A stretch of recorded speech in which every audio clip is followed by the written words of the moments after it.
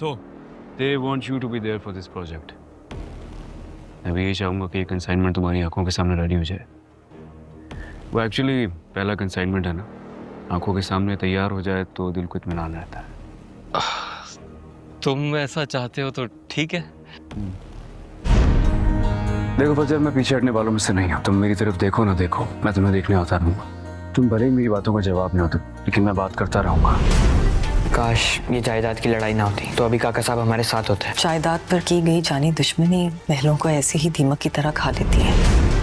मेरा घर, मेरे लोग, इन सबको खतरा है उनसे, इसलिए उन्हें सजा देना लाज़मी। ड्रामा शेर की किस्त नंबर 33 में कहानी एक जज्बाती और कश्मकश भरे मोड़ पर आ गई है। सबसे पहले हम देखते हैं कि किरदारों के दरमियान पुरानी दुश्मनियों और गलत फहमियों की वजह से रिश्ते मजीद बिगड़ते जा रहे हैं। साइका के आंसू और इसकी फज्र के हक में मुसलसल आवाज़ उठाना एक बड़ी कहानी की तरफ इशारा है। दूसरी तरफ शेर और नशा के दरमियान रिश्ते पर बड़ी बहस सामने आती है।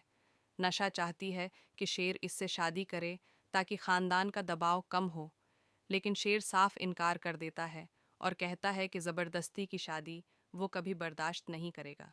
ये सीन जज्बात और शिद्दत दोनों को खूबसूरती से दिखाता है। उसके बाद अस्पताल के मनाज़र में तेज़ ड्रामाई सूरत बनती है, जहाँ काका साहब की हालत बिगड़ जाती है। ताज बीबी का गुस्सा और डॉक्टर के साथ बदतमीज़ी कहानी को मज़ीद तनाव में डाल देती है, और यहाँ एक बड़ा सवाल खड़ा होता है कि काका साहब का इलाज कैसे आगे बढ़ेगा। आखिरी हिस्से में बिजनेस डील और बैरून मुल्क जाने की तैयारियां भी दिखाई गई हैं। यहाँ साफ लग रहा है कि कहानी ज़ाती रिश्तों और दौलत की दौड़ के बीच फंस गई है। मजमूई तौर पर किस्त 33 में जज्बाती टकराव, रिश्तों में तलखी और बड़ी साजिशों के इशारे मिलते हैं, जो अगली किस्त के लिए मज़ीद तजस्सुस पैदा करते हैं।